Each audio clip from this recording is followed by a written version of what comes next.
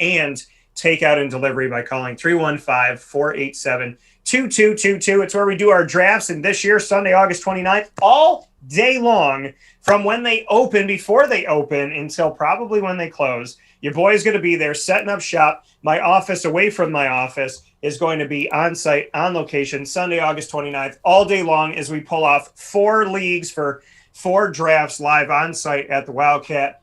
And I cannot wait to do it. Mike Sofka and I are always here giving you our advice on the beautiful world of fantasy football. And today is just Mike and I. So typically 10 a.m. to 11 a.m. Eastern time. Well, today we're starting at 9 o'clock together because I felt the need to do that. And I felt the need to have this gentleman here with me in the full flesh. You hear his voice all the time, but now it's time to see the face. He's combed the hair back, slicked it back, Leonardo DiCaprio'd the hair, and then kept us with the nice beard that's been going on for a long time here. So without further ado, Mr. Sofka, how are you?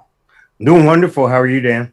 Doing very well, man, and I'm having a lot of fun. Happy to be here today, hanging out here where sports meets life inside the Cafe Cabal Studios. We're here to talk about fantasy football and all things fantasy. Let everybody know how they can get in touch with you. Normally, I give you that intro, but I know you've made some cool changes that you want to let everybody know about. Yeah, well, most people just go right to the website, hallofamefantasyfootball.com, but now I've changed up the naming on some of the things. So if you're looking for us on YouTube, it's simple, Winning Fantasy Football. If you're looking for us on Facebook, it's simple, Winning Fantasy Football. And if you're looking for us on the web, you can even type in Winning Fantasy Football, and that'll take you right to me as well. So pretty much you have to remember what we do, and what we do is win at fantasy football. So Winning Fantasy Football, easy to remember.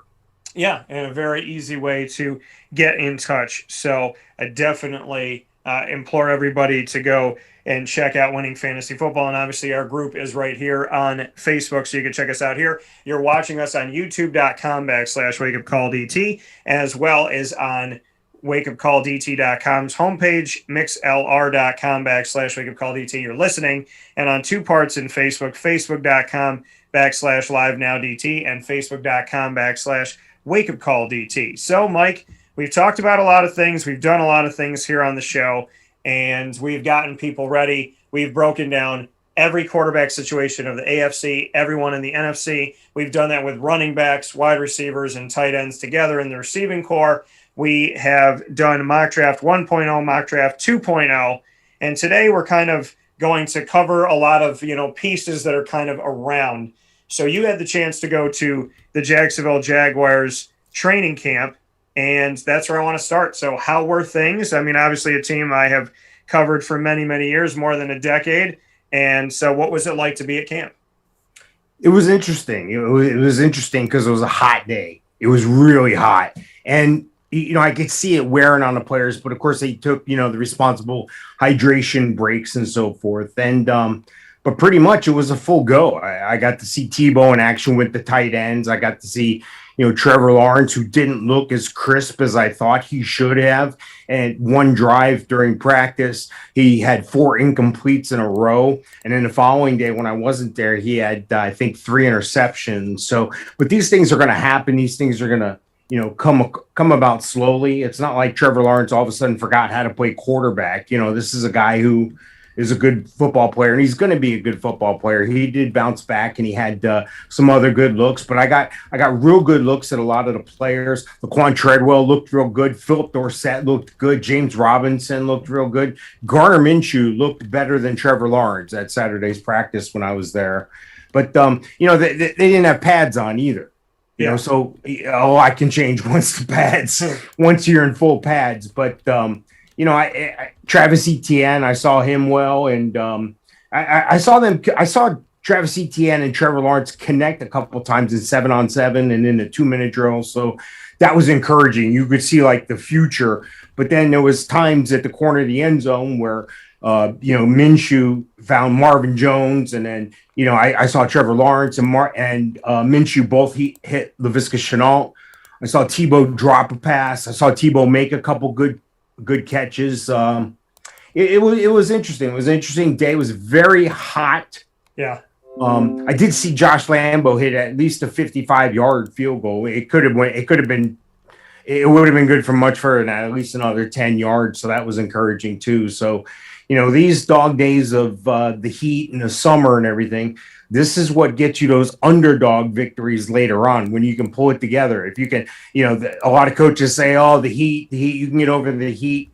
They say it's mental. I don't know about you, but when I'm hot, I'm sweating and it's physical. Yeah. But I can see how they just try to keep things moving and get those hydration breaks in. And it was a good time. It was good to see football. It was good to see people around football. So hopefully that'll continue to be the case here this season.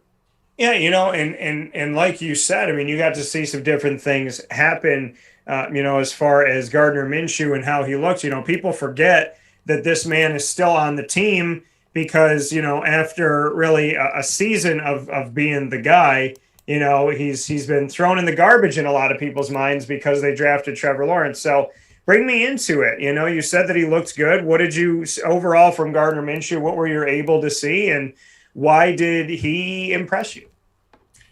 You could tell he had a better grip on the offense. You could tell that confidence, little swagger, not so much in his walk or, in his mannerisms, but I mean, just his ability to get the ball in a tight cover corner by, Shaquille Griffin was covering Marvin Jones, and Marvin Jones would pull one down. Let's see. I think who else did? I think it was Laviska Shenault did one as well. And Laquan Treadwell, he looked real good. And he's almost a forgotten guy. I almost forgot he was even on the roster. But if you want to see video of all these things, you could see some photos, and you could see a blog piece I put up on the website. So you go to Hall of Fame FantasyFootball.com or WinningFantasyFootball.com. Same thing, take you to the same place. But you could see a blog piece I did with some photos. But there's also connected on the YouTube channel, Winning Fantasy Football, or on the website. You can see 10-minute sights and sounds of the Jaguar practice there. I put it together. I put names by stuff so you could see what's going on. It's only been up for about 15 hours. Already has over 500 views. So I guess it must be okay. I mean, people are starting to look at it. Yeah, and like you said, people can go and check it out, and you being able to be there and to share that with us. I mean, having yourself there, able to be at practice, that is something we didn't have last year. That was something that was stolen away from us that we never thought would go away in a year that's really made no type of sense whatsoever. With people buying so much toilet paper, it made me question whether or not they were eating it. So, so many things going on. There was no Lysol. People were bathing in Purell. And here you are, and you're able to go to practice, to actually see camp, physically be there, something that the fans never thought would be taken away from them. What can you say about that moment for you to step onto the field and to actually get to do it again? Because, again, I'm hoping that people appreciate some of these things that maybe they didn't think about because it was just second nature that they could go to camp in the past. Well, they always say you don't know what you got till it's gone, and that's surely what happened. I just think it was, it felt like riding a bike. They say there's a few things you never forget. One of them is how to ride a bike. So, maybe I haven't ridden a bike in a couple of years, no big deal. I was able to get right back on the bike. So it was just good to see the interaction, the structure of football practice. The heat played a factor, like I talked about, but it was good to see people. There was a group of fans there, I guess, when Trevor Lawrence was in school at Clemson. Yeah. It looks like a Clemson thing because it was like a piece that you put over, like a scarf you put over your forehead. I guess he does that with the long hair. And it had the Clemson color 16, and then it had this big golden locks hanging from it, and there were guys and women wearing this. So it was pretty funny. It looked pretty cool to see. People are into it. People are ready to get back to football, and hopefully we'll be able to have full attendance this season. Yeah, that's something that people are excited about. People want to see. They want to see the game again. They want to live in that world again. And, some fans were in the stands last year, depending on where you went.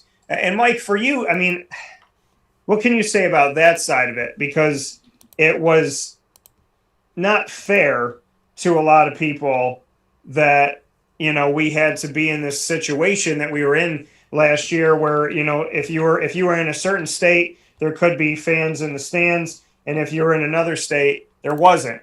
Just what you could say about that side of it, that some fans got to have some semblance of a season while other fans really just sat there and were, you know, I mean, watching from home all year long and really didn't have, you know, the opportunity that other people had. I mean, it made for a very interesting year and made for a very unfair year because, like I said, some people got to enjoy it and some people didn't, which, you know, really to me took away from a lot of things because, you know, obviously everybody wanted to be there, but only a few fans could be in certain arenas, and in other arenas, no fans could be there. Well, it is what it is. I mean, I got news for you. You know, this life isn't fair. You know, I hate to sound so crass with that, but that's simply what it is. You know, thankfully, the NFL didn't do things like, well, they can't have fans in Seattle, and in Jacksonville, they can have 10,000. So to make it equal, we're going to tell Jacksonville fans not to be there. You know, it is what it is. And it's going to even take another step up or a belt tightening this year with the forfeits. There's not only is there another game this year, not only is there another week, there's 18 weeks, but there's also there will be some teams that will forfeit games this year, unfortunately. Just the way the COVID protocols are, they expect all the players to be vaccinated. If a player's not vaccinated and he's a close contact to someone that's tested positive, you're out for a minimum of 10 days. So, I mean, this is going to have impact because there's guys that won't get the shot. There's guys that insist on the shot.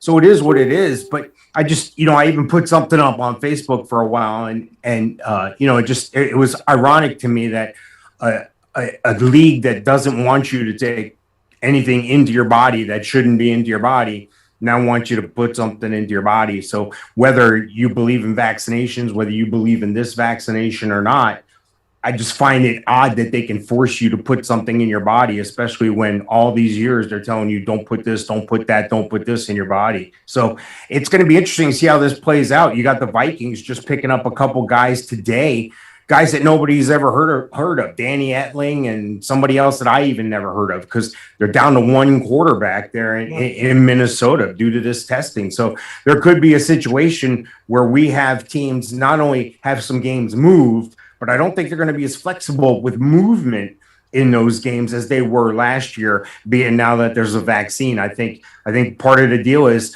this could be locker room problem is what I'm saying, because some guys are going to say, oh, because you didn't get vaccinated, now we forfeited a game. Now we're missing the playoffs by that game.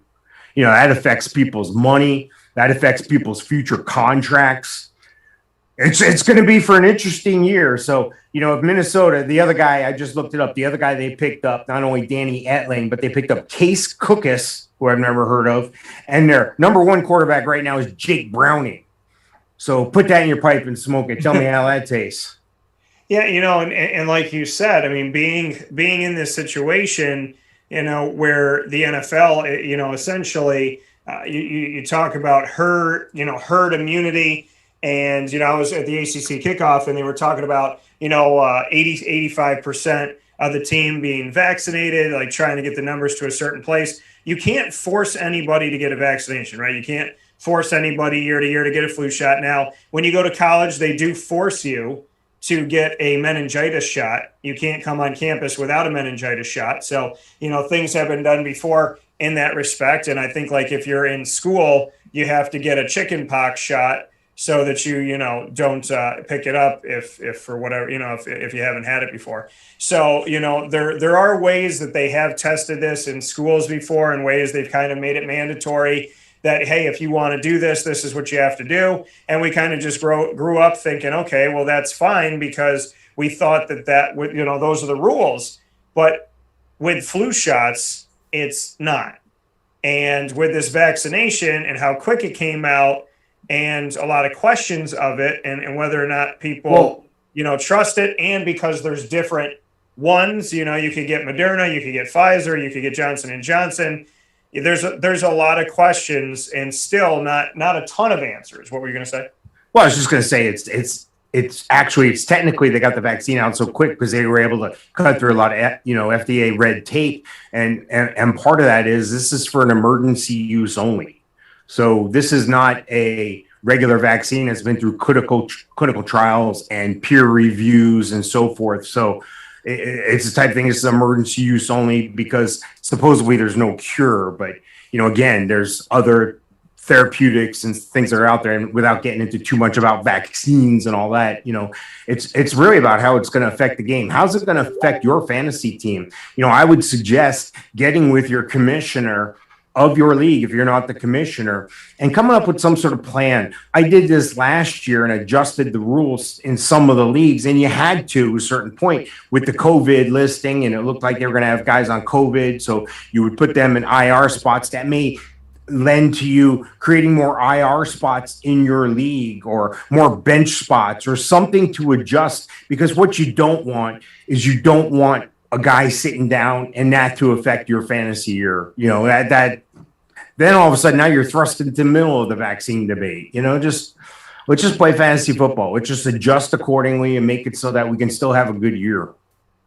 Yeah, and that's the thing, and you bring up a good point here in trying to prepare your league for a situation like this. I have one injured reserve spot that I put, so there's 18 spots in your roster that we draft, and every week you play one team quarterback, which means if the quarterback goes down, you get the backup. So you play one team quarterback, two running back, two receiver, one tight end, two flex, which could be a running back, receiver, or tight end in my league, a kicker, and a D. So you have 10, then you have 8 on your bench. If one of those people is injured and they're out, you could put them in the injured reserve, and then it frees up a spot on the bench, and you can pick somebody up. It gets confusing in some of it because, we do it through ESPN, and it's been great for us. But there's a thing where, I tried to take Christian McCaffrey off and take him out of IR, and it was so difficult to, get him out, and then who do you put in and whatnot. And obviously, once you take the person out of IR, you're going to have too many on your roster, so you got to get rid of somebody. But the reality of it all is you bringing up that point of having multiple injured reserve spots could be beneficial, because if you have a guy that's injured and 2 that are out with COVID, now that allows them to pick up 3 people and not just one person. So I think, the implementation of more injured reserve spots for the COVID, reserve COVID list could be beneficial if somebody's going to be out, and if they're designated as such, so that you can move them into that spot. Because last year there was a bunch of guys, on Jacksonville, Raquel Armstead was on the reserve COVID list a bunch of times. So if he was on your roster, you were essentially moving him 4 or 5 times the season. And if you had Christian McCaffrey and Raquel Armstead, then you got to pick which one you're going to put somewhere. And obviously, Christian's far better in fantasy, but just as an example, if you could put both of them on your injured reserve and not have to lose anybody, that would be a good thing. Yeah, and look at the impact that had on Raquel Armstead. He was thought to be the leader in that backfield going in once Leonard Fournette was jettisoned. So, look what it did. It opened the door for an undrafted James Robinson, who went in there and proved his worth. He went in there. Now, mind you, they did draft a Travis Etienne, but Travis Etienne has a different skill set altogether. So this is the type of thing where these backs should complement each other. But we may not be talking about James Robinson. James Robinson may not have helped people win their championships last year. Again, but that was the impact of one player. And it not only impacted the NFL, it impacted fantasy football as well. So, just keep careful watch on that stuff. Have a plan going in. Even after your draft, look at some players and go, okay, put some guys on your watch list right after your draft. I don't know if enough people do this. Right after the draft, everything's computerized. So once everything's input into your system, if you have an offline draft, or once the draft is over, you can go back in and search through the people who didn't get drafted and see how they are represented on your cheat sheet, so that maybe you keep those people in mind. Click them over onto your watch list and go, hey, if I need a receiver, this might be a guy I'm going to look at. This way, you're not frantically looking. You already have a loose plan together. And I know a lot of people got the fever. I got the fever. I'm playing in a ton of leagues every year, so I get it. So it helps speed things up a bit when you already have a sense of direction. Now it's just fine tuning it, you know? Yeah, and so, I mean, it really is. You have to, I mean, your preparedness of knowing the backup to the backup to the backup, which Mike and I set you up to do, which is why you should go back and watch on youtube.com/wakeupcalldt, as well as on the fantasy football tab on wakeupcalldt.com, the archive of us talking about every quarterback position, every backfield, every receiving core, because we went team by team, division by division, and spoke about we spoke about multiple players there. So yeah, here's the running back, here's the backup, here's another guy, here are the 4 or 5 receivers, here's the backup quarterback situation. Mike and I dive deep into these conversations. So you might be listening to Minnesota and we're telling you about the 5th wide receiver, and let's say, God forbid, Thielen goes down and Jefferson goes down, and you got to know the next couple people up. Well, Mike and I might be talking about the 5th string receiver in this broadcast from a couple months before the season, and that 5th string guy that we told you about ends up being the starter, and then the other guys are out for 2 weeks, and look at what he's doing, and you're getting 25, 27 points from him in fantasy every single week, and people can't figure out how you're beating them.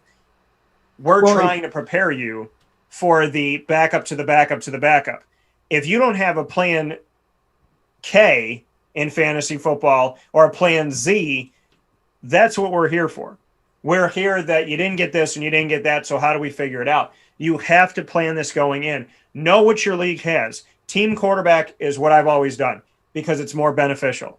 If somebody comes in and when somebody goes, oh, well, I have Tom Brady and they sat him the last week, or, I have Aaron Rodgers and they sat him the week before the playoffs, to know who the backup is it serviceable? Does it make sense for you to have? And how you're going to kind of go about that, and to know the backup running back. And is the backup running back a 1-2 punch, or is he somebody that we're going to see sparingly? Raquel Armstead, like you said, James Robinson was the 4th or 5th string guy. So, and he was an undrafted free agent last year out of Illinois State. And then he gets over 1,000 yards rushing and is on a very short list in Jacksonville as a rookie. You never know, but so many places are going to tell you the names that you know. So many places are going to tell you the starters, and they're going to rank the starters. Mike and I talk about the starters, the backups, the backup to the backups, the rookies, the free agents, the people that came out of retirement. We're here to talk to you about all of it to the best of our ability. And if we miss somebody, shoot us a message. Go to the Winning Fantasy Football group. Ask us a question. Come on the show every Wednesday on Facebook.com/WakeUpCallDT and YouTube.com/WakeUpCallDT. and mixlr.com/wakeupcalldt, which all have their own chat rooms, and send us a thought there and ask us, as people have, what do we think about this in a PPR league, in a non-PPR, in a dynasty, in a redraft? How do we assess this person? Is this backup important enough to take? Will Jamal Williams have a better season than A.J. Dillon now that they're in different places? Questions that you have about your physical, personal team. That's what we're here for. Because we're going to talk about everybody, and I think Mike and I dive really deep. We dig tunnels, that are deeper than the drug tunnel that goes to California. But beyond that, we want to answer your personal questions about your situation and what you need to do in your league. And we do that as best we can. We've gotten them from North Dakota. We've got them all over the place before. So we're happy to help you however and whenever we can. But we can't help you if you don't follow us, and we can't help you if you don't ask the question. So make sure that you do that. Mike, speaking of coming out of retirement, I'd love to get your thoughts on the man, this gentleman who said this statement, quote, "I'm just going to stay ready. I want to make sure I'm very clear. I'm not predicting I will play in December or January for that matter. 1, you've got to have somebody who wants you, and 2, it's got to be right. But I have not completely ruled that out." End quote. That coming from a 5-time Pro Bowler who's 5th in NFL history with 63,440 passing yards. 16 seasons with the Chargers, 1 season with the Colts, and the man who goes to Indianapolis, who couldn't stay healthy in Philly, gets injured almost immediately here in his duties of organized and training camp and all that. And now the guy they had last year, before they went and got Carson Wentz, could be coming out of retirement. And with all due respect, it would be the perfect time to do it because he's probably going to play this year knowing Carson Wentz, but God willing, Carson will stay healthy. Thoughts on Phillip Rivers and a potential comeback? Yeah, again, that's, something that you got to look at ahead of time. You look at Carson Wentz, they say this injury may have happened technically when he was in high school, but the bone had shifted and it was all right. And then he took a step a certain way and that just like made it break completely. They say 5 to 12 weeks. 5 to 12 weeks is a long range there. Okay, so 5 to 12 weeks. Well, I got news for you. In 5 weeks, we're in week 1 in the NFL already. And then it's going to take time to get up to game speed and get the confidence in that foot. So I think without a doubt, it's closer to 12 weeks. I don't think Jacob Eason is the answer, but he might have to be for the short term.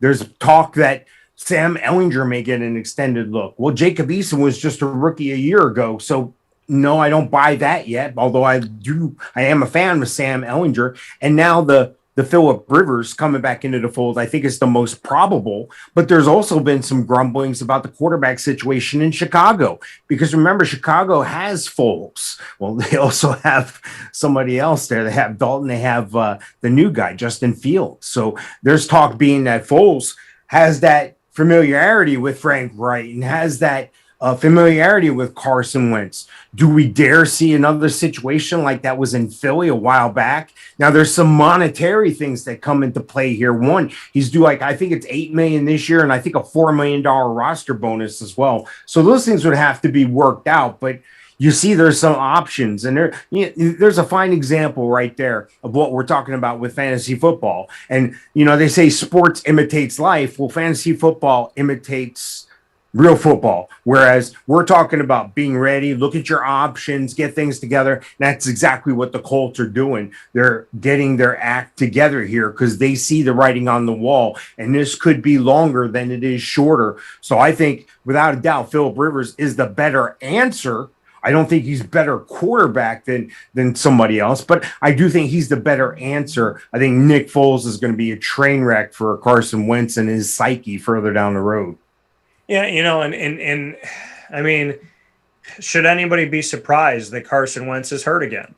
That's just, I mean, the Colts fans, this is like a punch in the gut to see something like this and to have to deal with it, because it's probably the first thing on the minds of some of these people. Now, I do want to look at another person who is moving forward here, and this is going to be interesting. So the Baltimore Ravens this season, I mean, this is obviously a story that's a couple months old here, but just something to look at. Alejandro Villanueva, who is a Pro Bowl offensive tackle that used to play for the Pittsburgh Steelers, signed a 2-year contract with the Baltimore Ravens to protect Lamar Jackson.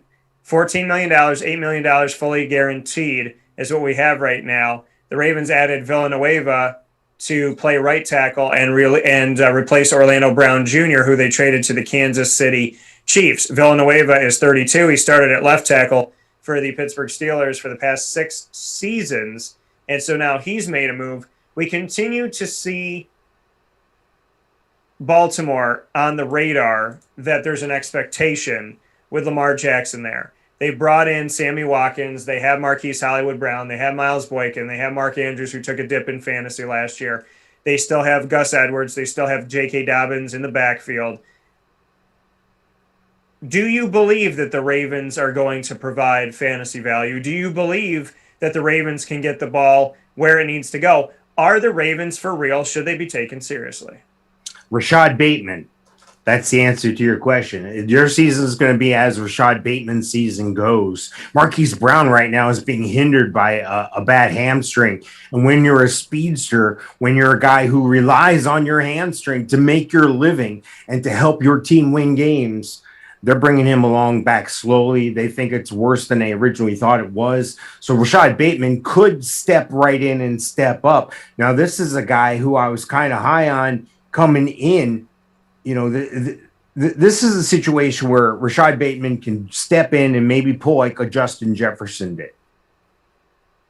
Yeah, is that likely? No, but it looks like the moon, the stars, and the planets are lining up. The one reason why he's not going to have numerically that much of an impact as Justin Jefferson did last year is simply based on the offense that they run in Baltimore. It's more of a run. It's more of a, hey, we got the quarterback here that can run the ball. We've got running backs that can run the ball. We don't have to throw the ball. I think it was Lou Holtz that said years ago that there's, only three things can happen when you throw the ball, and two of them are bad.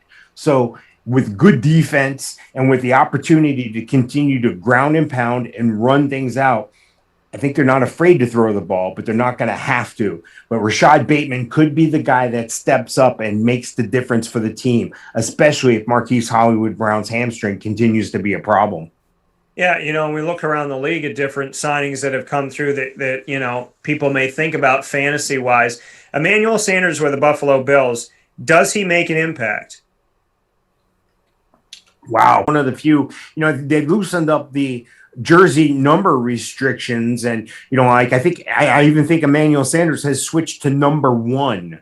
Normally when you see that in college, the guy who wears number 1, he's usually one of the better guys on the team. So that's interesting for an old man to wear number 1.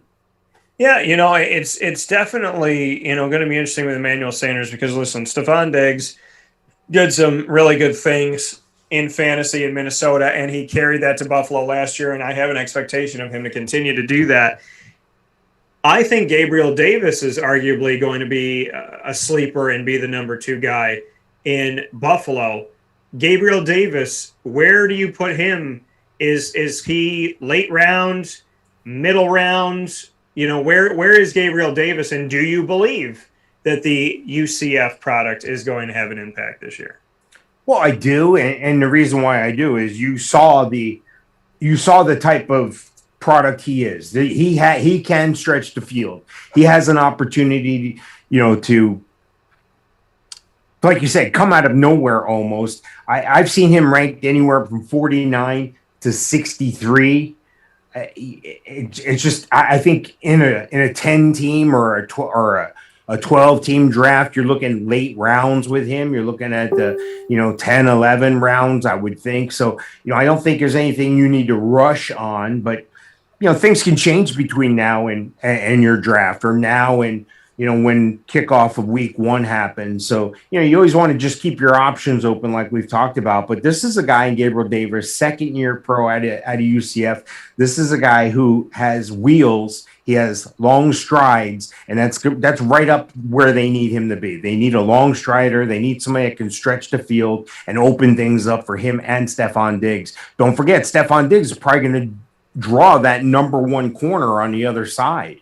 So if Cole Beasley or Emmanuel Sanders is in that slot there, they're going to garner a nickelback or a linebacker, and then Gabriel Davis on the outside. All he has to do is run the field. Just run fast. We'll throw you the ball. Yeah, in the looking at what Gabriel Davis can be to Buffalo, it brings me to another team in division in the AFC East. I feel, to me, this question's already been answered, but I guess to the Miami Dolphins it hasn't been because he's still there. Is Devontae Parker, is he done? And does he have any fantasy value?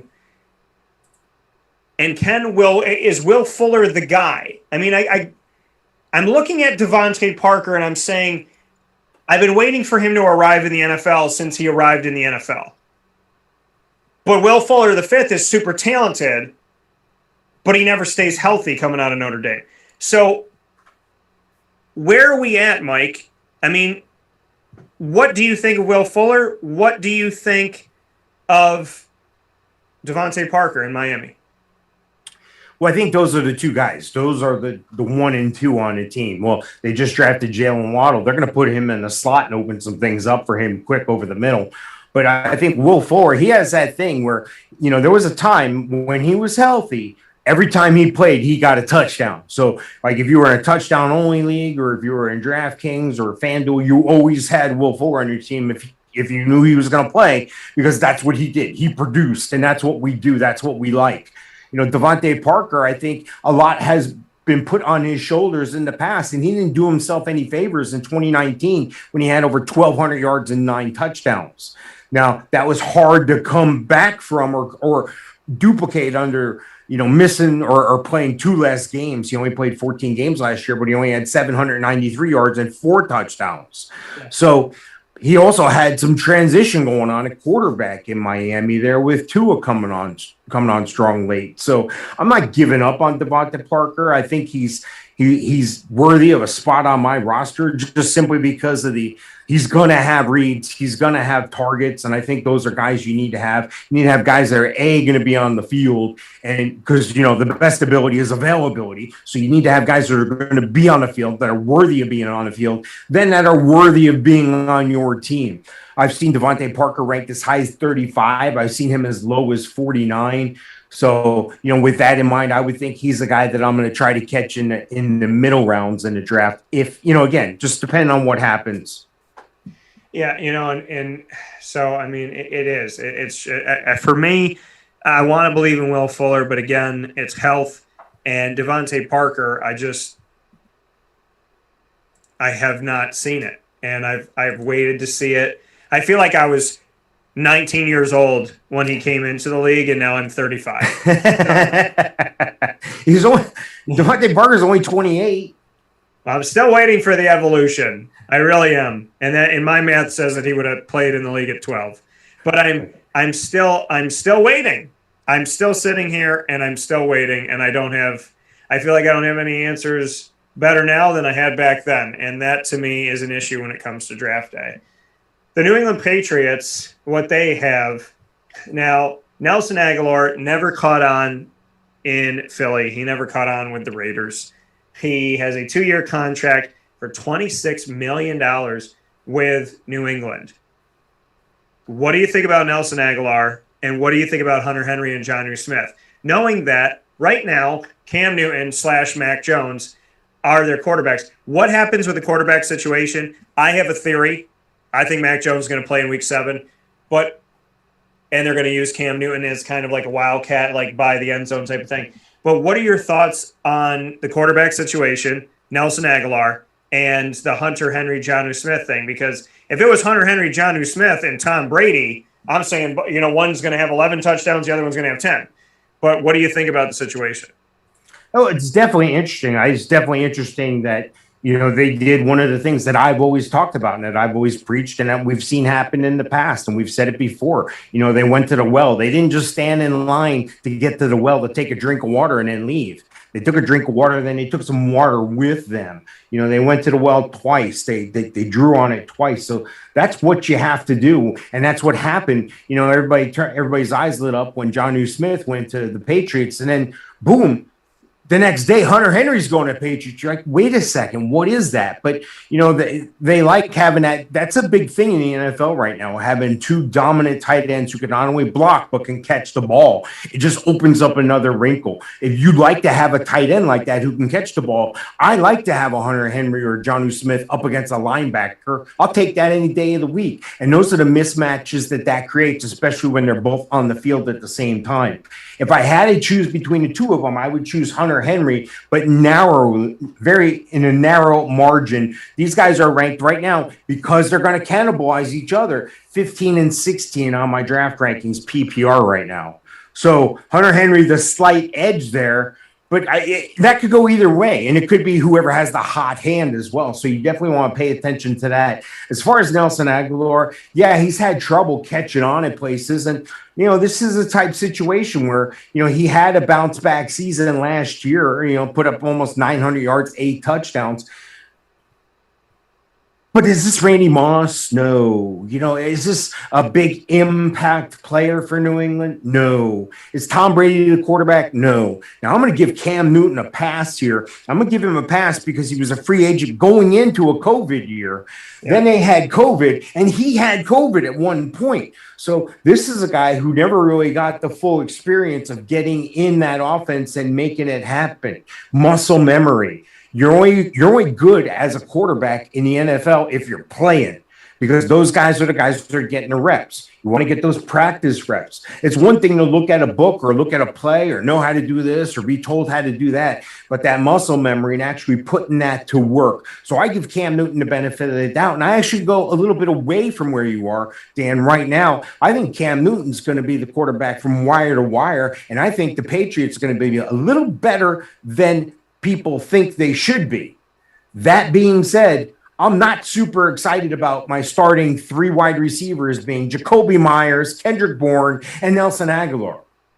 No other names. Trey Nixon, they just brought in. N'Keal Harry hasn't done anything yet. Gunnar Olszewski, he's come on. He looks like a good return guy to me. But that's it. So I expect to see heavy doses of Hunter Henry and Jonnu Smith.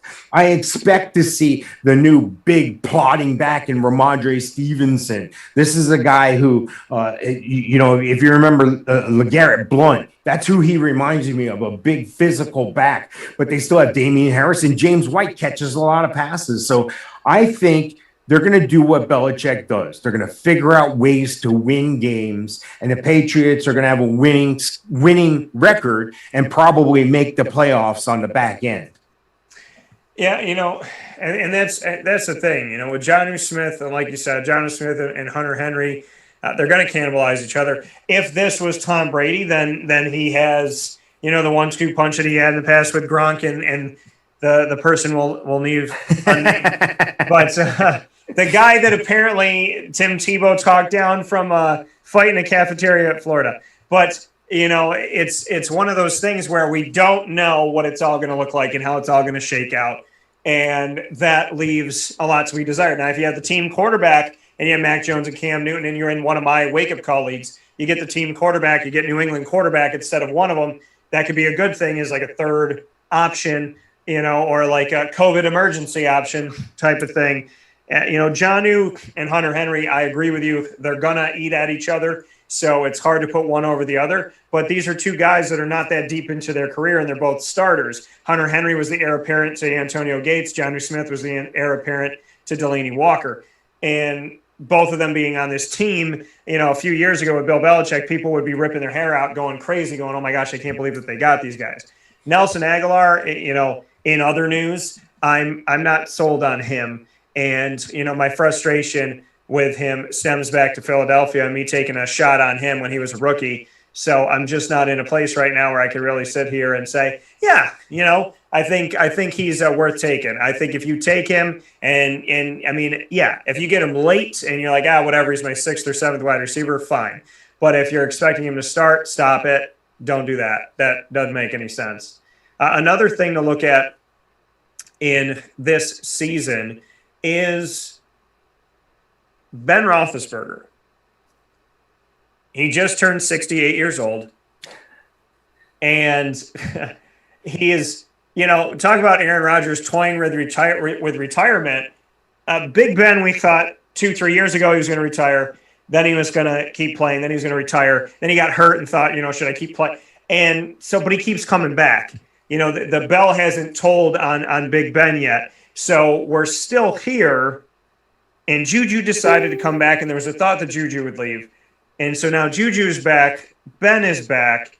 There's no James Conner, there's no Le'Veon Bell, there's no Antonio Brown. These weapons that he's had over the years aren't there anymore. They have 5 serviceable running backs, including Kalen Ballage, who came over to the team. So there's all of these pieces, and Juju's only on a 1-year deal worth $8 million. So what's your take on Pittsburgh? Are they viable? Are they draftable? Where is Juju? Where are the running backs? Deontay Johnson, James Washington. I mean, what is Pittsburgh right now? Well, Pittsburgh's a team who threw the ball last year over 60% of the time, and that's what inflated Roethlisberger's numbers, even when he was not playing well. They have offensive line problem. A lot of new names, a lot of new faces along the line. And there's talk that Najee Harris, while he's a great back and he's a 3-down back, and this is a guy who can stay on the field and he can run between the tackles and he can break it outside, he can run the wheel route, he can catch the ball, and this guy can pass block, and this guy's another Superman out of Alabama, like they produce there. And that's great, because these are great athletes going in, and they're even better when they're coming out of Alabama. So I believe in him. What I don't believe is that offensive line. So he could be in for a beating this year. I looked at I've been watching when I'm at home. I just keep the training camp stuff on in the background, even if I'm doing other stuff, because you never know what you're going to see or hear. An injury, something's going to happen that most people are going to miss. And just by even being on in the background, sometimes you'll catch some things. They had Ben Roethlisberger doing some quarterback sprints. So like in a red zone situation where he'll be under center and then he'll roll out and sprint around the end. That's not what Ben Roethlisberger does. But that's what he's going to do now because nobody's going to expect that. They're looking to open things up. Now, I think Deontay Johnson is going to be the number one per se, but he's going to be in the slot. And then outside is Smith-Schuster and Claypool. Right now, Claypool's coming off a better year. I think he had 9 touchdowns last year. He said on the NFL Network today that he was trying to shoot for 14. Juju Smith-Schuster is a guy who, when he moved over to the number one spot, seemed to have trouble overcoming those number one corners. Yeah. So these guys are all ranked real close together on my rankings. Deontay Johnson's 25, and I think I have Deontay Johnson 23, Smith-Schuster 26, and Chase Claypool 27. So most people would say, oh, those guys aren't good. You got 3 guys on one team right there. 3 guys in the top 27. So, yes, those are decent receivers. Can Ben Roethlisberger stand upright long enough and get them the ball? Can they keep other teams honest? Are the other teams going to load 8 guys in the box? Because they're going to start seeing the Najee Harris show. Now that opens things up for your wide receivers. So definitely a work in progress. I believe there's some money and some value to be had in these Pittsburgh players. It just don't go in thinking that all these guys are tier 1 guys. I got Ben Roethlisberger as a number 20 quarterback because, again, I think they're going to have a regression because of that offensive line. Yeah, and that's the thing is really what this is going to look like, and if Big Ben is the guy to be trusted. I mean, there's talent, like you said, there's talented guys on this team, but James Washington has never fully stepped up. Deontay Johnson is young on the team and has the ability to do it, and their 9,000 running backs are trying to figure out how they're going to all do this together. So it was supposed to be Le'Veon Bell, then it was supposed to be James Conner. And then, from here, it's wide open. And in the additions that they brought in, it's just kind of leaving us in a world where, if you look at the Steelers' depth chart at this point and, who they have just at running back alone, to look at this team and say, okay, Najee Harris, who was drafted in the first round, 24th overall.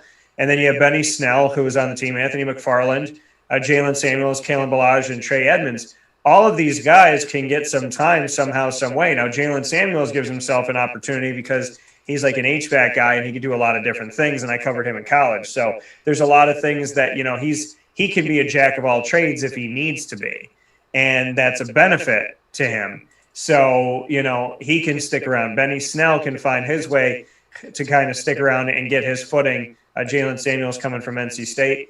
And, and then Anthony McFarland, young onto the team, Kalen Ballage coming in after he spent some time as a starter when he was in Miami.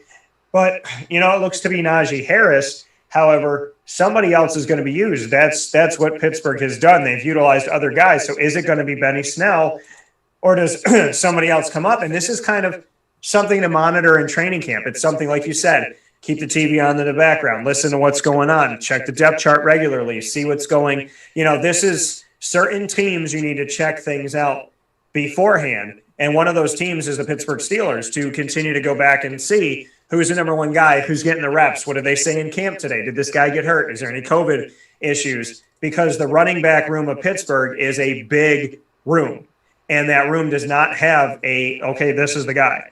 Speaking of a big room where we don't know what in the heck is going on, Rex Burkhead, Mark Ingram, Phillip Lindsay, this Houston Texans backfield is just, it's like a graveyard of guys that used to start or used to be utilized in their offense. Rex Burkhead comes from the New England Patriots. Phillip Lindsay comes undrafted, but was the starter in Denver for a time. Mark Ingram was a fine 1-2 punch, arguably the best in the country with New Orleans Saints Alvin Kamara. And then he decided to go elsewhere. He goes to Baltimore. That doesn't work out. And now here he is in Houston. And David Johnson in one of the most lopsided trades where they say nothing in life is a sure thing. But guess what? Very few things you can say pretty much 100%.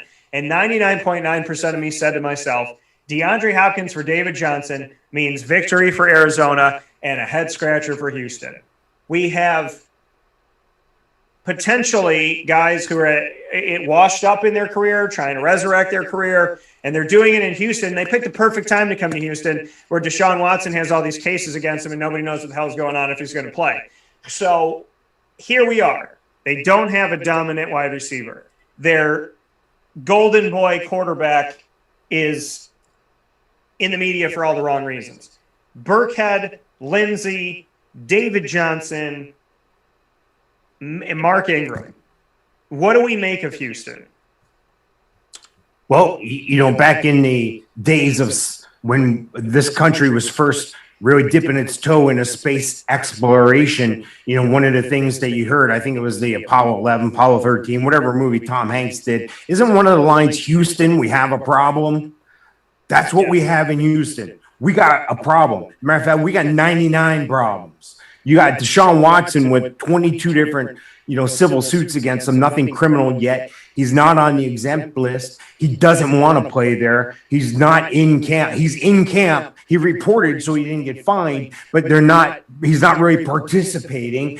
That's a gray area there. And I don't think he's going to participate, but I think the return that Houston is looking for is 3 number ones. I don't think they're going to get that out of a guy that you don't even know if he's going to be on the field. All this could change in a month's time. We just don't know enough about the information that's, being held against him. Tyrod Taylor, he's a journeyman guy. Heck, he was supposed to be the starter for the Chargers. And then he had that bad injection, in one of the first games. And Justin Herbert came in, didn't look back, looked great. We question the David Johnson thing. I think David Johnson's an okay player, but I don't think he's anything to write home about. I think Mark Ingram's a Grizzly veteran. He'll be good for that room, but I don't see him tearing it up. Rex Burkhead's had time being injured, but he can catch the ball, and he's a big back as well. And Phillip Lindsay, I still think, has some life in him. Couple question marks to the receiving side, though, too. So up and down this roster, we got problems.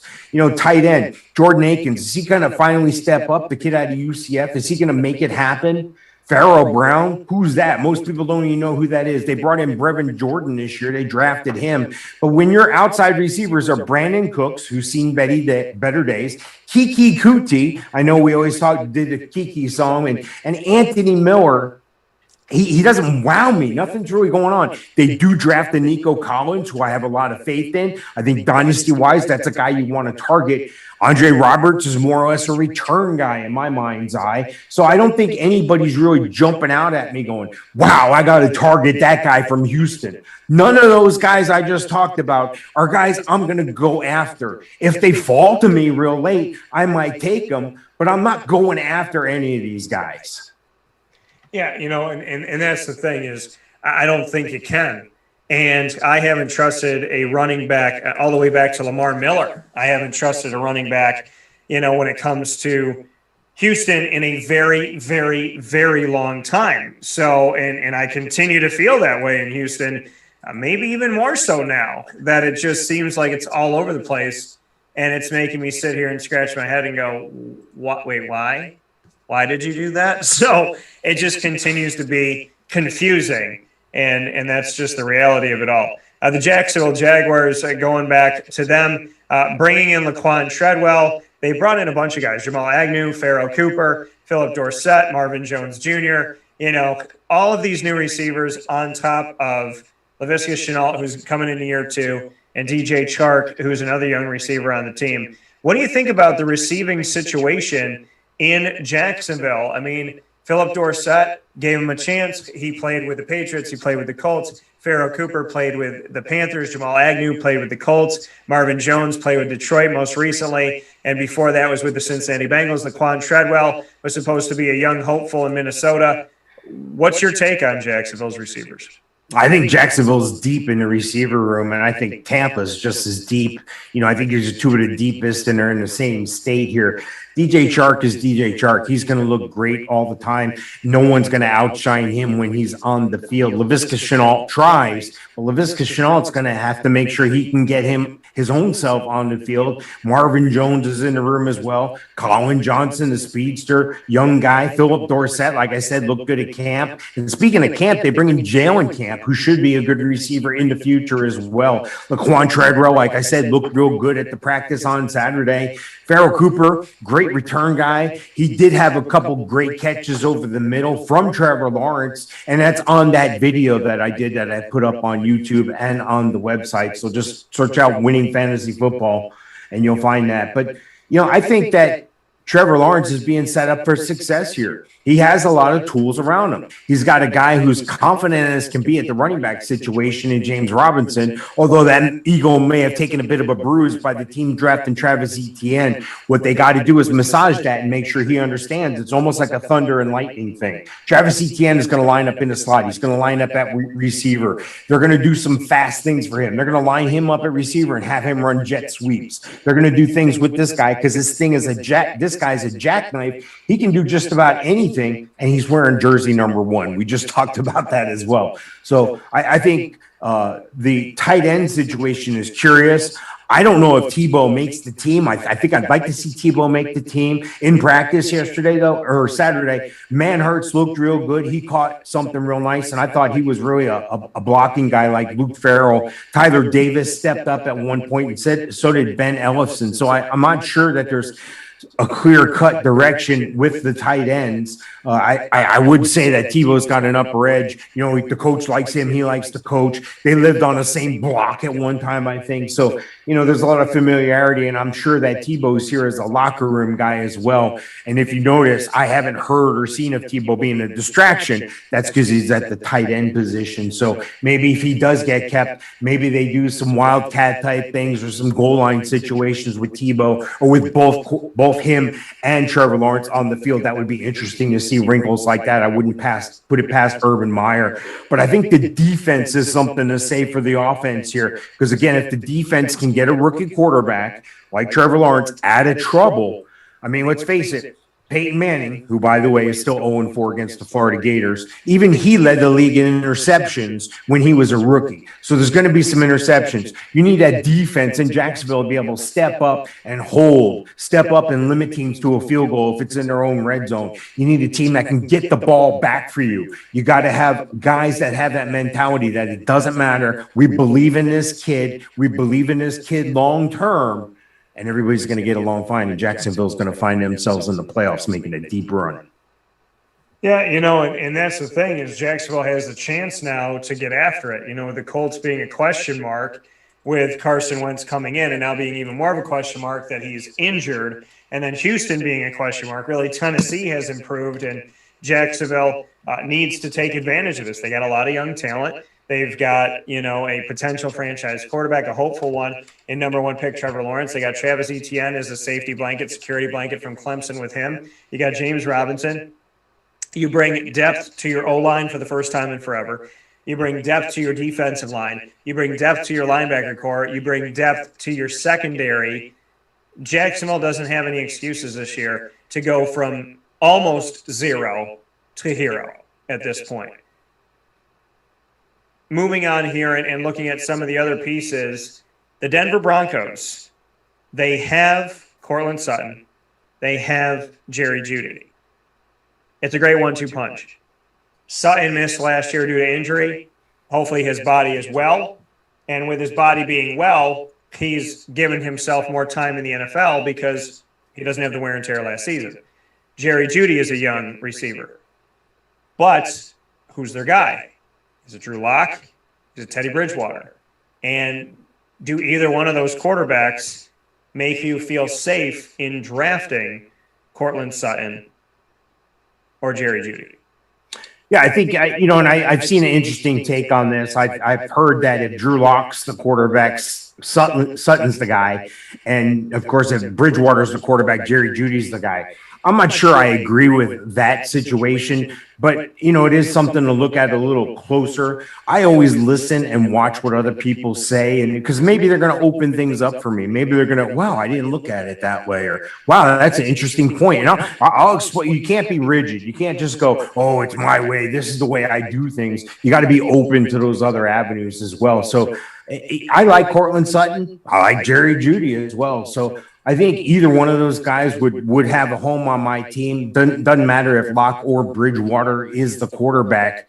But the interesting thing, I've seen and heard that it's been a balanced situation so far in camp between Locke and Bridgewater.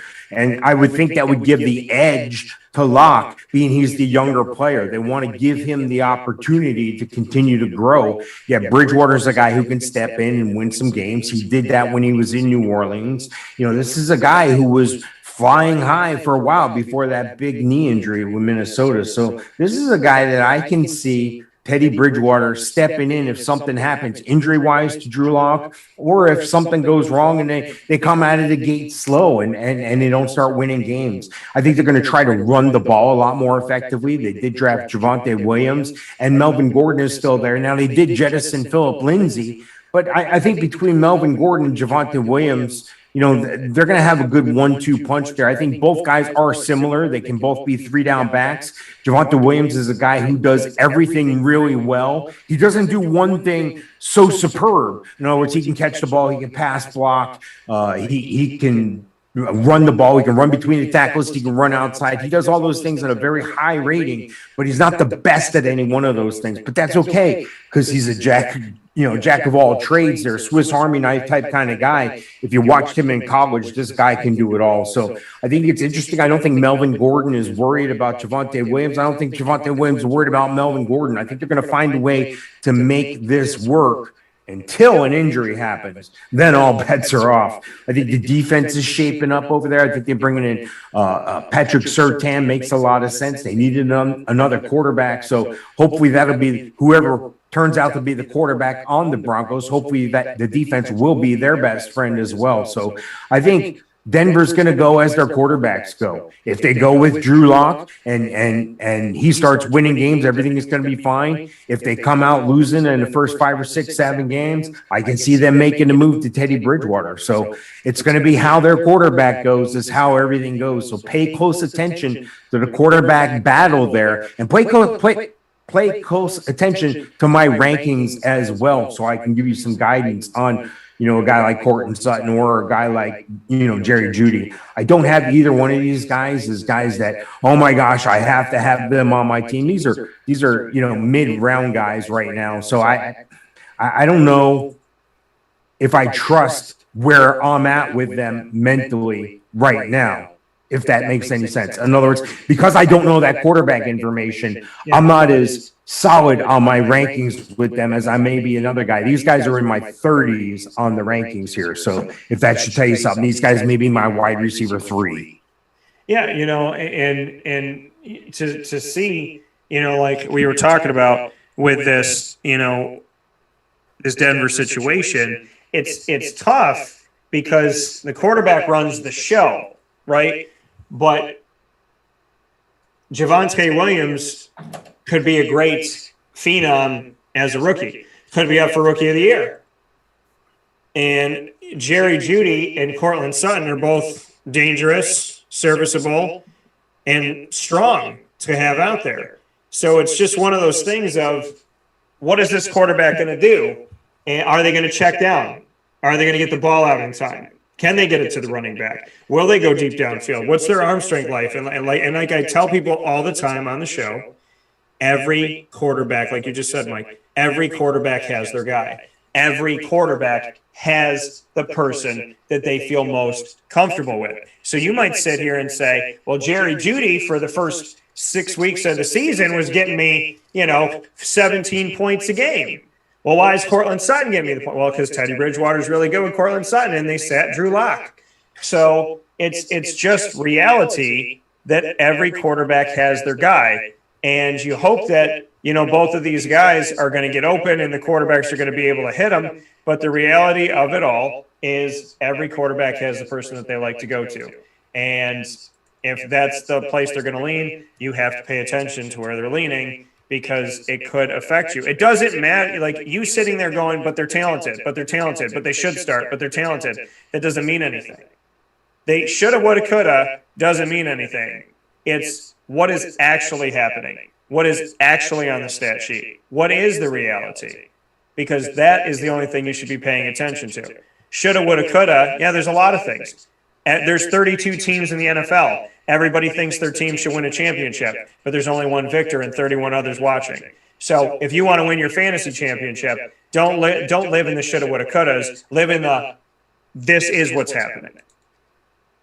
With that being stated, shoulda, woulda, couldas versus reality. Kerryon Johnson is a young running back.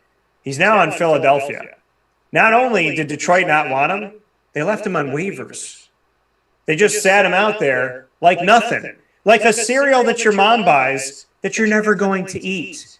You just hope it goes stale so she has to throw it out, which is exactly what Detroit did to Kerryon Johnson, who now joins Kenneth Gainwell, who they drafted out of Memphis, because Memphis has running backs every year. Boston Scott, Miles Sanders, who was the backup to Saquon in Penn State, Jordan Howard, who used to be the starter in Chicago, Adrian Killins Jr., who is a speedster who could make some hay on special teams coming out of UCF, Elijah Holyfield, and Jason Huntley. So many players on this team, and Kerryon Johnson gets claimed off of waivers. Does he have any value? Does Jordan Howard have any value? Does Boston Scott have a lot of value? Does everything run through Miles Sanders? Where are we in Philadelphia? The guys in the running back room that I'd be most focused on would be Miles Sanders, of course, providing he's healthy, he's the guy.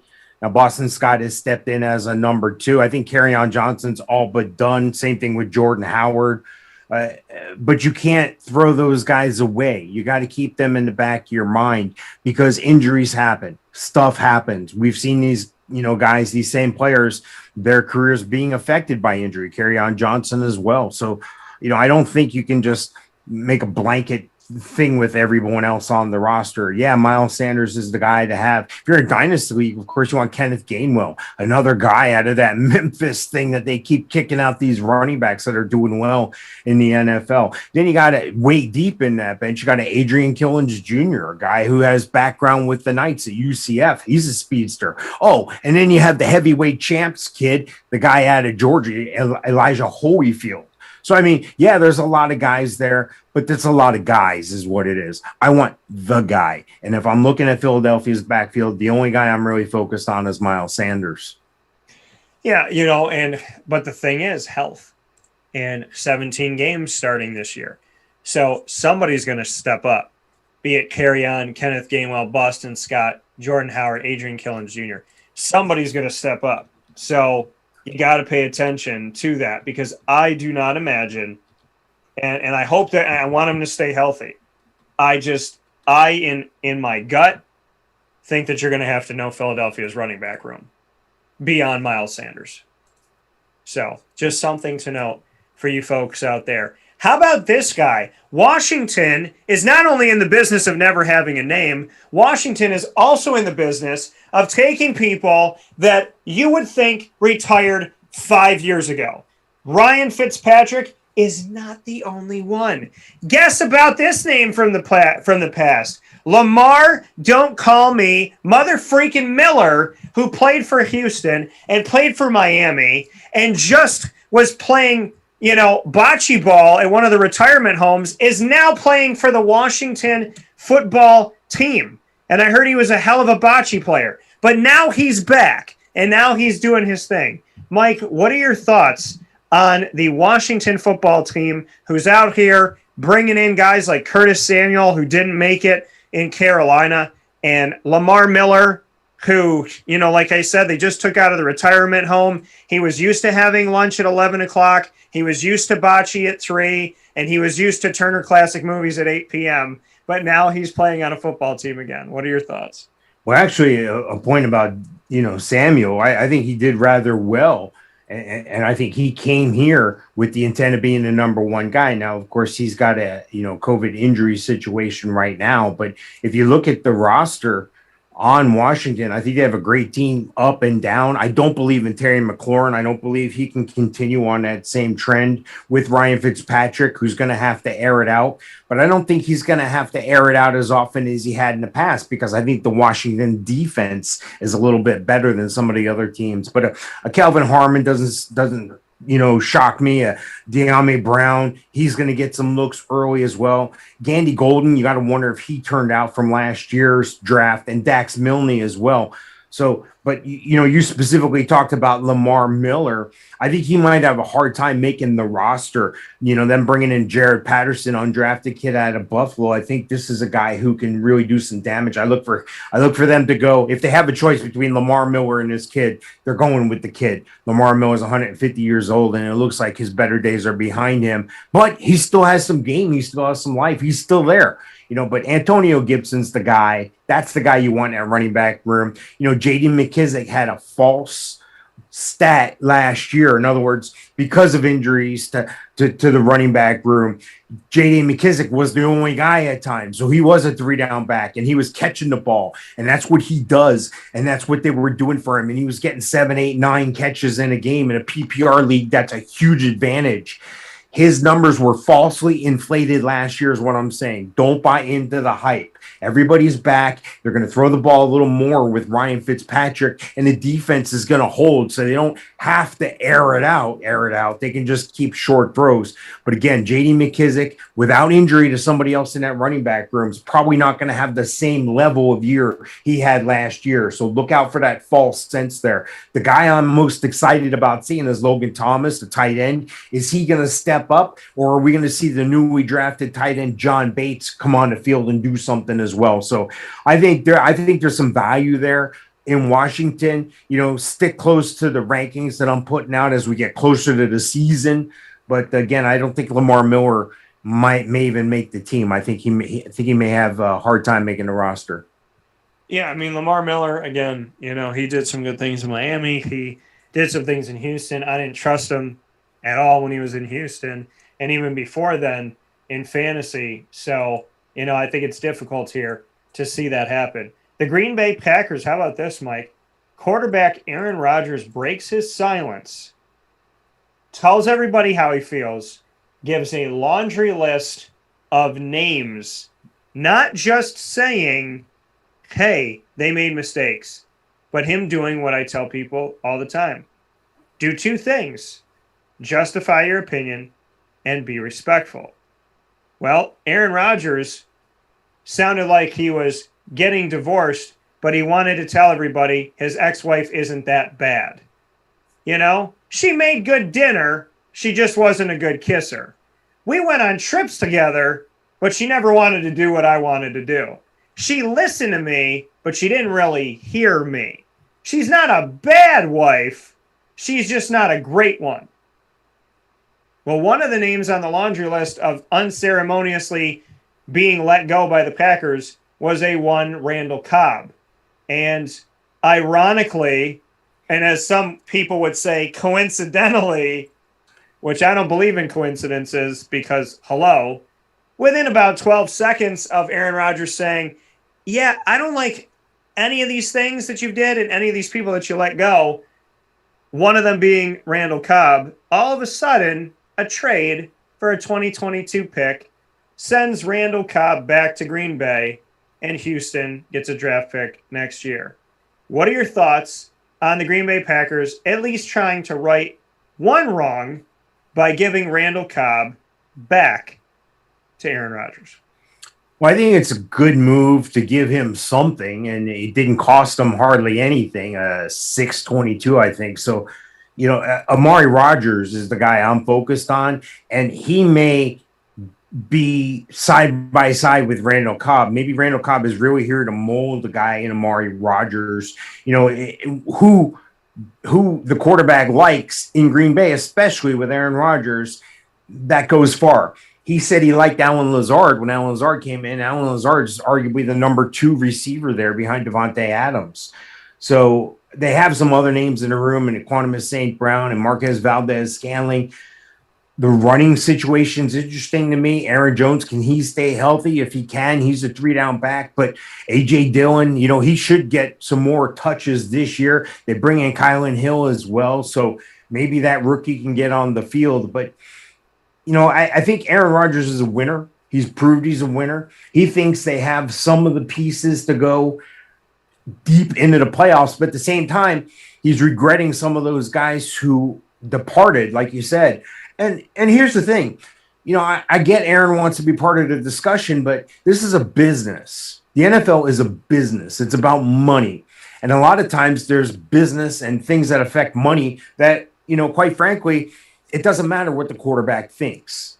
It matters what the quarterback thinks when it's Aaron Rodgers, and it matters what the quarterback thinks when it is in Green Bay, and it matters what he thinks at this point in his career.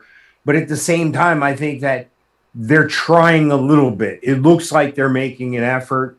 Yeah. We'll see. We'll see when all is said and done. But Aaron's a guy who's confident. And, if I got Aaron Rodgers, that's like having Tom Brady. There's 2 minutes to go in the game. It's like a Brett Favre scenario. I am not worried. We're down 10 points. I'm not worried. I got Aaron friggin' Rodgers.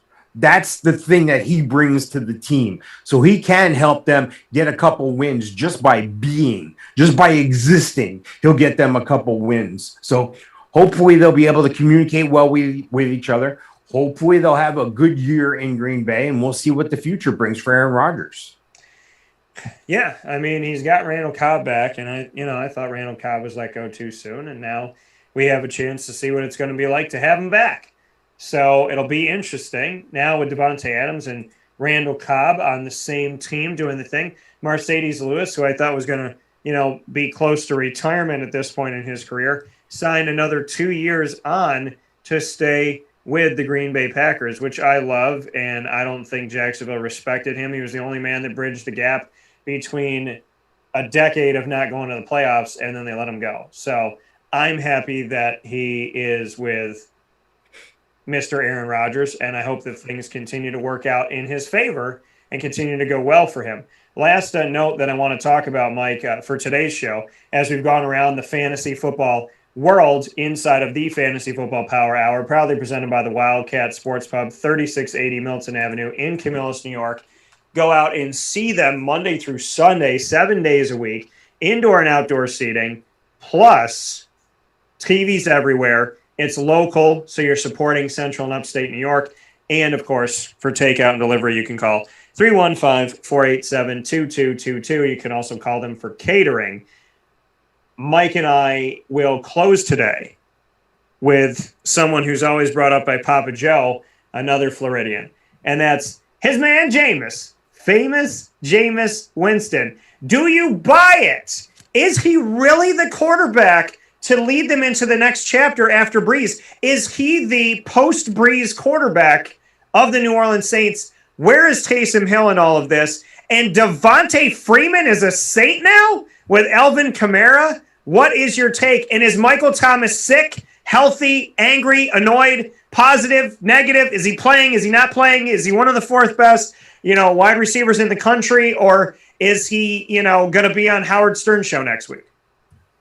Yeah, I think the Michael Thomas thing goes back to last year, the beginning of last year, when he and the quarterback, Drew Brees, had some words for each other going back and forth in response to social issues. And, it just didn't put a good taste in his mouth. Then he had some injuries, and you wonder, were they really real injuries in the COVID year? And then, the quarterback situation, like you asked, I think Taysom Hill is the guy who's got every advantage, every possibility. He's going to be the number one guy unless something happens where they say, Jameis has really stepped up. I don't think they're going to put Jameis in situations where he has to throw interceptions like he's done in the past. That's his big drawback. He doesn't make good decisions. And you could see that in him, unfortunately, both on and off the field. My gut tells me Jameis Winston's not going to be a Saint after next year. They have Ian Book that they brought in, and I think he's the next guy, if you would. But he's not the guy right now. He's not going to be the guy right now. They're not going to put that on him. So I think they're going to try to go with Taysom Hill. Maybe they'll have packages for both quarterbacks. But Alvin Kamara is going to be Alvin Kamara regardless. He's going to put up those numbers. the guy in the backfield that I'd be interested in. And right behind him, one of the few handcuffs I would take very late in the draft is Latavius Murray. I don't think Devonta Freeman's got what it takes to maybe make the roster. We'll see. Maybe he'll prove me wrong here. I think they're deficient in the tight end area in New Orleans. I think Nick Vannett can be the guy, but Adam Troutman's a guy to watch out for as well. These are bottom end tight ends, though, for your team. So I think Traquan Smith needs to take a step up this year. Deontay Harris, Marquez Callaway, these guys all need to take a step up because I don't know if I can count on Michael Thomas, like you had said. I don't know physically, mentally. I just don't know. And I need a guy who has the talent and still has the talent level to be a top 4 receiver in this league. If I got him at number 40 right now, not 40 on my rankings, well, you can see how I feel about the situation. Yeah, Michael Thomas, head case, and, was heading toward being the number 1 receiver in the country. And now here we are with a lot of question marks. Jameis Winston taking over at quarterback, 33 touchdowns to 30 interceptions. Those numbers start to keep you up at night. Where does Taysom Hill fit into all this? Taysom Hill, a guy like Eric Dungy, where they're like, you can't put him on a team. He doesn't make sense. He's not a traditional quarterback, blah, blah, blah, blah, blah. He's a tight end. You could get him on ESPN a couple years ago as like a wide receiver, a tight end. And here he is as a quarterback, could be taking over, could have this. Maybe they use them both. I think Taysom Hill is a great opportunity for them. Devontae Freeman trying to help out Alvin Kamara in the backfield. Devontae, like Todd Gurley's got a season to show himself. Maybe they take him back next season for $12 and a Charms Blow Pop. Probably grape flavor because not a lot of people like that one. But that's kind of where Devontae Freeman is. And Alvin Kamara he did well with the 1-2 punch. If I'm Mark Ingram, at this point, I would have said, listen, I would have said to New Orleans, it didn't work in Baltimore. I left. I tried to do it on my own. It didn't happen. You know what? I need Alvin back. I'll come back. Give me $11 and the cherry blow pop. I don't care what you give me. I don't need watermelon. I don't need, midnight or black raspberry or whatever it may be. Just give me something and let me come back to this team because the 1-2 punch used to feel good. And I like Taysom Hill. But here's the thing. Michael Thomas, question mark. And Jameis Winston, question mark. And Devontae Freeman, question mark. Which leaves me with Alvin Kamara. And does he eventually at some point get sick of this and say, listen, I'm going to another team because I don't want to deal with this, which I think after the rookie contract for Saquon Barkley, Saquon's going to say, deuces to the Giants, like, thanks for whatever, but I'm out. And, those are the 2 names I look out for in running backs, on a list if we want to make that list someday. Alvin Kamara and Saquon Barkley, when the contracts are up, are these 2 like prime guys that are looking to go elsewhere? And if they are, LeBron James will probably bring them to the Lakers. So it's just something for you to know for the future. But we went around the league today. We covered a lot of fantasy. We answered questions you may have had, questions you didn't know you had, and made analogies that you didn't even think could be made, but we made them and we did it. Any final words, Mr. Sofka? No, just I'm excited. Things are really ramping up quick. Keep your eye on the injuries. Keep your eye on staying in touch with us. As things ramp up and as we get closer, there's more content that'll be available to everyone. And again, a lot of people know me from the website Hall of Fame fantasyfootball.com. Right now, you can go Winning Fantasy Football, take you to the same place. Winning Fantasy Football on the Facebook group and Winning Fantasy Football on YouTube because, well, winning is everything. And if somebody tells you winning isn't everything, well, they haven't won anything. So look, this is my favorite time of year. This is what I do. Let me help you dominate your draft. Let me help you get guys on your team and draft in such a way that people won't know what hit you. And then managing that team throughout the year is such a joy. So please send me questions. I'd love to help you. I have premium content that's available on my website. But I also have for $6, I can help you win your draft. So if it's not worth $6 to you, obviously you got this thing down pat and you're winning your league's championship every year. Don't come to my site. For $6. $6. I mean, for goodness sakes, I think that's what people are getting now to head to the Lakers. So, You do what you got to do, but very, very happy. Go check out Winning Fantasy Football, our Facebook group. Check out all things Winning Fantasy Football, Hall of Fame FantasyFootball.com. And of course, what Mike has done over the years, wakeupcalldt.com, and check out our videos on youtube.com/wakeupcalldt. Search fantasy in that. You'll find all our videos. You can also find a full archive will be added to wakeupcalldt.com to the Fantasy Football tab. So you will never have to miss a live show again because it'll always be archived and you can always connect with it. You have no excuses. Mike and I did an entire season leading into the 2020 NFL season that nobody knew 2 weeks before the season if we were going to have it. Mike and I planned out the entire year. This year, we doubled down for 2021. So you need to be checking this out, listening, reading, watching. You can never have too much information unless somebody's talking about their romantic life behind closed doors and it makes you uncomfortable. But besides that, we don't give you too much. Mike, as always, actually, we give you more than enough, and never too much. Always, you can always throw some more. It's like somebody saying to me, "Do you want 3 chocolate chip cookies or 1?" I'll have all 9 if you're going to give them to me. Throw me the chocolate chip cookies. Let's have some fun. So, Mike, as always, I appreciate you, and I appreciate all you do inside of the Fantasy Football Power Hour and brought to us here by the Wildcat Sports Pub, and appreciate them so much on 3680 Milton Avenue in Camillus. I thank you, Mr. Sofka, and I look forward to talking with you soon and appreciate all your time today. All right. Thank you, Dan. I'll see you next time. All right, everybody. This has been your special of Wake Up Call with Dan Tortora on this beautiful Wednesday to start off the first full week of August, getting everything from the Wildcat Sports Pub in this special the Fantasy Football Power Hour, 3680 Milton Avenue in Camillus, New York. And for takeout and catering, call 315 and delivery 315-487-2222. A big shout out to all of our fantastic partners here on Wake Up Call with Dan Tortora that bring so much to Central and Upstate New York. You got to check them all out. If you haven't been there, go there. If you've been there, go back. And those are the beautiful and wonderful people that you will find at Cafe Kubal, Carvel DeWitt, Ma and Pa's Kettle Corn and Popcorn Factory. 20% off in Florida or any one of the 50 states by using the promo code DT20 at myandpaspopcorn.com to get your popcorn ready. You're going to sit and watch something at some point in your day. It's always better with a buddy, and your buddy can be Ma and Pa's. So make sure you go there and use the promo code DT20. Honda City of Liverpool, the Wildcat Sports Pub, Pizza Man, Chick-fil-A Cicero and Chick-fil-A Clay, Canine Camp Dog Daycare, Avicoli's, Canine Campground Dog Boarding, the Millhouse Market, PB&J's Lunchbox, Victory Sports Medicine and Orthopedics, and Mother's Cover. This has been Wake Up Call. You are amazing, and you can find us on Facebook at Wake Up Call DT, Twitter at Call DT, and Instagram at Wake Up Call _DT. For now, I'm Dan Tortora. That's Mike Sofka, and we will see you very soon. Monday through Friday from 9 a.m. to 11 a.m. Wake Up Call airs for you. And as always, God bless, no stress, do your best. We'll talk soon.